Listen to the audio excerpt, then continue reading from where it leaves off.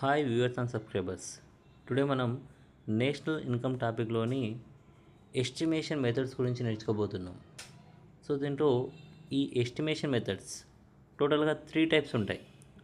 ఒకటి వచ్చేసి ఉత్పత్తి మదింపు పద్ధతి, సెకండ్ వన్ వచ్చేసి ఆదాయ మదింపు పద్ధతి, థర్డ్ వన్ వచ్చేసి వ్యయ మదింపు పద్ధతి. సో ఇంగ్లీష్లో చెప్పాలంటే నెట్ ప్రొడక్ట్ లేదా వాల్యూ యాడెడ్ మెథడ్ అంటారు. సెకండ్ వన్ వచ్చేసి ఇన్కమ్ మెథడ్, థర్డ్ వన్ వచ్చేసి ఎక్స్పెండిచర్ మెథడ్. దీంట్లో చూస్తే మనకి ఫస్ట్ వన్ గురించి మనం ఇప్పుడు చర్చిద్దాం. అది వచ్చేసి ఉత్పత్తి మదింపు పద్ధతి. సో ఈ ఉత్పత్తి మదింపు పద్ధతి అంటే ఎట్లా అంటే ఈ పద్ధతి ద్వారా, ఈ ఉత్పత్తి మదింపు పద్ధతి ద్వారా మనకు ఈ కింది రంగాలు అయితే అంచనా వేస్తారు. దాంట్లో ఒకటి వచ్చేసి ప్రాథమిక రంగం, సో ప్రైమరీ సెక్టర్ అన్నమాట. సో ప్రైమరీ సెక్టర్ అన్నప్పుడు ఏమొస్తాయి? సహజ వనరుల ద్వారా ఉత్పత్తి అంటే అగ్రికల్చర్ ప్లస్ మైనింగ్, ఇవి రెండు కలిసే మనం ప్రాథమిక రంగంగా చెప్తాం. అగ్రికల్చర్ అంటే మనకు దీంట్లో వచ్చేసి క్రాప్స్ వస్తాయి, ఎనిమల్ హస్బెండరీ వస్తుంది, ప్లస్ ఫిషరీస్ వస్తుంది, ఇవన్నమాట. ఓకే, నెక్స్ట్ చూసుకుంటే మనకి అలాగే తయారీ రంగం, రిజిస్టర్ అయిన తయారీ రంగం సంబంధించిన కంపెనీస్ వస్తాయి. సో మ్యానుఫ్యాక్చరింగ్ సెక్టార్లో కొన్ని రిజిస్టర్డ్ ఉంటాయి, సో గవర్నమెంట్ ద్వారా, ఇంకొన్ని ఏమో రిజిస్టర్ కావు, అవి అదనమాట. సో నెక్స్ట్ చూసుకుంటే మనకి ఇవి రెండు. దాంతోపాటు పట్టణ ప్రాంతాల్లో కన్స్ట్రక్షన్ ఫీల్డ్ అనేది ఈ ఉత్పత్తి మదింపు పద్ధతి ద్వారానే అంచనా వేస్తారు. So construction sector in urban areas, so ఇది కూడా దీనివల్లనే అన్నమాట.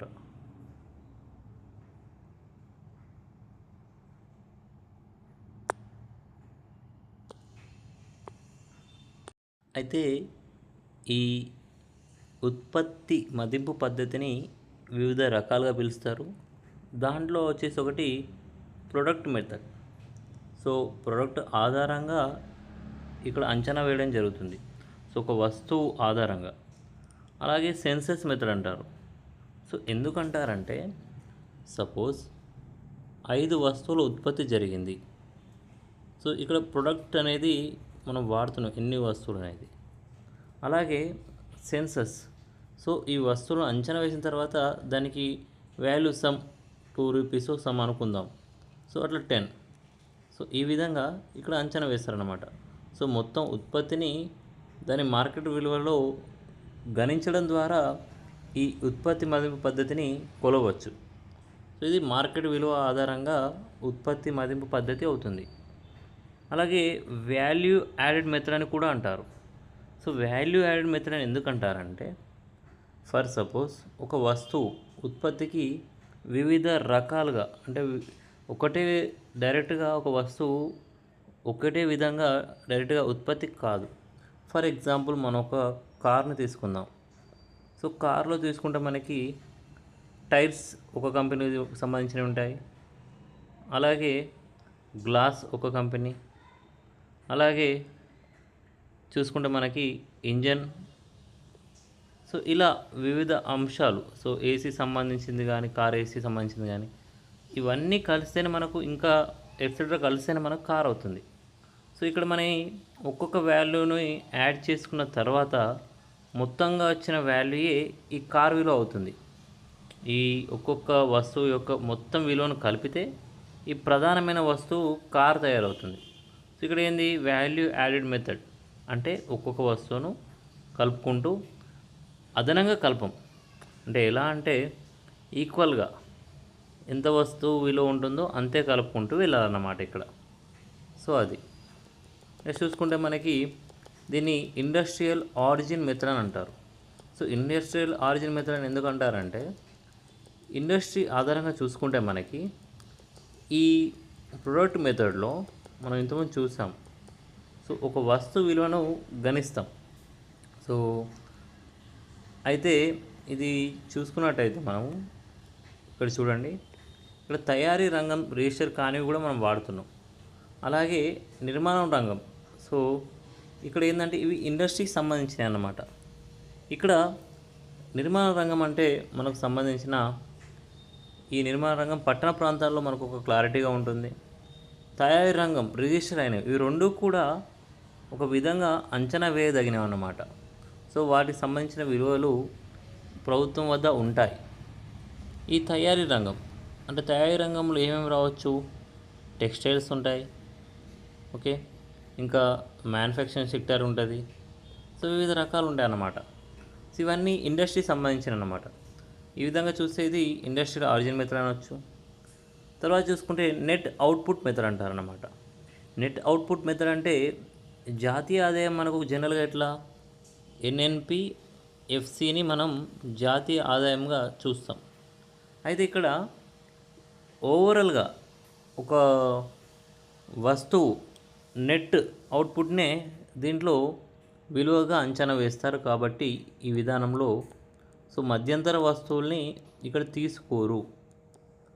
సో అందువల్ల దీన్ని నెట్ అవుట్పుట్ మెథడ్ అంటారన్నమాట. నెక్స్ట్ చూసుకుంటే మనకి అయితే ఈ విధానంలో ఉత్పత్తి మొత్తాన్ని మార్కెట్ ధరలో గణించడం లేదా లెక్కించడం ద్వారా ఉత్పత్తి విలువను అంచనా వేస్తారు. అది ఎలా అంటే, ఫర్ ఎగ్జాంపుల్ ఏదైనా ఒక ప్రోడక్ట్ తీసుకుందాం మనం. మేబీ మనం అనుకున్న టైర్స్ కంపెనీ అనుకుందాం. సో టైర్స్ కంపెనీ ఆ ఇయర్లో ఓవరాల్గా ఒక 100 మిలియన్ టైర్స్ని ఉత్పత్తి చేసింది అనుకుందాం. సో దానికి సంబంధించిన వాల్యూ ఒక్కొక్క టైర్ విలువ మార్కెట్ ధరలో ఒక 1500 వేసుకుందాం. సో ఈ మొత్తం విలువ అనేది ఈ మార్కెట్ ప్రైస్లో ఈ టైర్ల విలువ అవుతుంది. సో ఇదే ఇక్కడ చెప్తున్నారు. ఈ విధానంలో ఉత్పత్తి మొత్తాన్ని మార్కెట్ ధరలు, ఈ ఉత్పత్తి మొత్తం ఎంత 100 మిలియన్, మార్కెట్ ధరలు ఎంత, దాని విలువ 1500 రూపీస్ ఈచ్ టైర్. సో ఈ విధంగా మొత్తం ఓవరాల్గా మనకి ఈ టైర్ వాల్యూనే వస్తుందన్నమాట. నెక్స్ట్ చూసుకుందాం. అయితే ఈ విధానంలో ఒక రంగం ఉత్పత్తిని మరొక రంగం మధ్యంతర వస్తువుగా వాడవచ్చు. అంటే ఏంటంటే మనం ఇక్కడ చూడండి, గోధుమలు తీసుకుంటారు. మోస్ట్లీ ఎగ్జాంపుల్గా ఎక్కువ మంది అర్థం కావడానికి గోధుమలు తీసుకోవచ్చు, లేదా కార్స్ ఇలాంటివి తీసుకుంటారు. సో ఇక్కడ నేను గోధుమలు తీసుకుంటున్నా అంటే బెటర్గా ఎక్స్ప్లెయిన్ చేయడానికి. ఎలా అంటే ఇప్పుడు మనకి గోధుమలు అనేవి ప్రాథమిక రంగం సంబంధించినవి. సో అంటే వ్యవసాయం నుంచి వస్తాయన్నమాట. సో వ్యవసాయం ద్వారా వచ్చిన ఈ గోధుమలు తర్వాత బేకరీ ఐటమ్స్ వాడుతున్నాం. ఎగ్జాంపుల్ బేకరీ ఐటమ్స్లో వాడుతున్నాం, లేదా ఫుడ్ ప్రాసెసింగ్లో వాడుతున్నాం. సో అక్కడ బేకరీ ఐటమ్స్లో వాడడం వల్ల అది ఇండస్ట్రీ సెక్టర్కి వచ్చేసింది. ఓకే, సో ఇక్కడ దీని వాల్యూ పెరుగుతుంది. సో ఈ గోధుమలకు సంబంధించిన రిఫైనరీ ప్రోడక్ట్ మైదా, ఈ మైదాని బేకరీలో ఎక్కువగా వాడతారు. అలాగే బిస్కెట్స్ కంపెనీలో కూడా ఈ గోధుమలకు సంబంధించిన పొడిని వాడతారు. సో ఇదన్నమాట. ఇక్కడ ఏమవుతుంది, ఈ వస్తువు అక్కడ విలువ చేంజ్ అవుతుంది. ఆ విధంగా ఇక్కడ వీటి మధ్యలో వచ్చే వస్తువు విలువ అనేది, ఫర్ ఎగ్జాంపుల్ 1 kg గోధుమలు మనం 25 రూపీస్ అనుకుందాం. ఎగ్జాంపుల్గా 25 రూపీస్ అనుకుందాం. ఈ 1 kg గోధుమల ద్వారా ఒక కేక్ ప్రొడ్యూస్ చేశాను అనుకుందాం. ఈ కేక్ తయారు చేస్తే కేక్కి 1 kg ద్వారా ఒకటి కానీ ఒక 3-4 కానీ కేక్ రెడీ చేసి అనుకుంటే దాని విలువ ఓవరాల్గా 50 అనుకుందాం. సో మొత్తం ప్రోడక్ట్ వాల్యూ అన్నప్పుడు మనం ఈ 50ని తీసుకోవాలి. అంతేగాని 25 + 50 75 ఇట్లా తీసుకోవద్దు. ఎందుకు అంటే ఈ మధ్యంతర వస్తువు, సో ఇక్కడ ఇట్లా చూసుకుంటే మొత్తం 75 అవుతుంది ఓవరాల్ చూస్తే. కానీ అట్లా తీసుకోవద్దు. ఎందుకు తీసుకోవద్దు అంటే జస్ట్ ఎంత పెరిగింది దాని విలువ, 25 మాత్రమే పెరిగింది. సో ఇక్కడ మనకు అక్కడ 25 ఉండే, ఇక్కడ ఒక 25 పెరిగింది, మొత్తం వాల్యూ 50 అయింది. అట్లా తీసుకోవాలి మనం. సో ఇట్లా ఈ విధంగా చూస్తే, లేదైతే లేకపోతే ఏమవుతుందంటే డబుల్ కౌంట్ చేయాల్సి వస్తుంది. సో 25 + 50 అంటే 75 అవుతుంది. అంటే ఇది రాంగ్ వల్ల డబుల్ ఒక వస్తువు విలువను మనం డబుల్ కౌంట్ చేస్తున్నాం. సో రెండు విధాలుగా కౌంట్ చేయడం వల్ల ఓవర్గా ఎస్టిమేషన్ చేస్తారన్నమాట. సో ఆ మిస్టేక్ చేయొద్దంటే ఇక్కడ మధ్యంతర వస్తువుల్ని ఇక్కడ ఒక విధానంలో వాడుతున్నాం కాబట్టి ఓన్లీ ఎంత విలువ పెరిగిందో అంత విలువను మాత్రమే యాడ్ చేసుకోవాలి. అప్పుడు మాత్రం కరెక్ట్ వస్తుంది. సో ఇక్కడ మనం అందుకే ఇక్కడ మనం చూడండి వాల్యూ యాడెడ్ మెథడ్ ఎందుకు అంటామంటే కేవలం పెరిగిన విలువను మాత్రమే యాడ్ చేస్తాం. ఇక్కడ అంటే 25 రూపీస్ కేజీ ఉన్న గోధుమ ద్వారా ఇంకో 25 రూపీస్ ఎక్స్ట్రా అంటే ఎక్స్ట్రా ఉన్న వస్తువును తయారు చేయడం వల్ల మొత్తం విలువ 50 అవుతుంది. అలా అన్నమాట. నెక్స్ట్ చూసుకుంటే అయితే ఈ ఉత్పత్తి మదింపు పద్ధతి, సో ప్రొడక్ట్ ఎస్టిమేషన్ మెథడ్ అనేది చూసుకుంటే మనకి ఏ విధంగా ఉంటుందంటే ఇలా first gross value of output. So ఒక అవుట్పుట్ విలువ తీసుకోవాలి, స్థూల విలువ తీసుకోవాలి. తీసుకున్న తర్వాత మధ్యంతర వినియోగాన్ని తీసివేయాలి, ఇంటర్మీడియట్ కన్జంప్షన్ తీసివేయాలి. ఓకే, ఇంతకుముందు మనం చూసాం కూడా ఆ విధంగా అనమాట. ఆ తర్వాత అలా తీసివేసినప్పుడు మనకి ఏమొస్తుందంటే గ్రాస్ వాల్యూ యాడ్ వస్తుంది. సో అవుట్పుట్ నుంచి వెళ్ళి వాల్యూ యాడ్ వస్తుంది. అయితే ఇది మార్కెట్ ప్రైజెస్లో కాబట్టి ఒక విలువ నుంచి వెళ్ళి తరుగుదల తీసేసినప్పుడు, సో స్థూల విలువ నుంచి వెళ్ళి అంటే గ్రాస్ వాల్యూ నుంచి వెళ్ళి ఎప్పుడు కానీ డిప్రిషియేషన్ తరుగుదల తీసేసినప్పుడు వచ్చే విలువను నెట్ వాల్యూ యాడెడ్గా చూసుకోవచ్చు. నెట్ వస్తుంది. సో గ్రాస్ నుంచి వెళ్ళి ఎప్పుడైనా తరుగుదల తీసేస్తే నెట్ వస్తుంది అన్నమాట. సో ఇలా గ్రాస్ వాల్యూ యాడెడ్ నుంచి తరుగుదల తీసేస్తే మనకు నెట్ వాల్యూ యాడ్ వస్తుంది. ఆ తర్వాత వచ్చిన ఈ నెట్ వాల్యూ యాడెడ్ ఇది ఇంకా మార్కెట్ ప్రైజెస్లోనే ఉంది. అయితే మార్కెట్ ప్రైజెస్లో నికర పరోక్ష పన్నులు ఉంటాయి. మనకు తెలుసు, ఇంతకుముందు మనం చూసిన జాతీయ ఆదాయం టాపిక్లో మార్కెట్ ప్రైస్ చూసుకున్నట్టయితే మార్కెట్ ప్రైస్లో ఏముంటాయంటే factor cost plus net IT minus subsidies. ఇది మార్కెట్ ప్రైజెస్లో ఒక విలువ.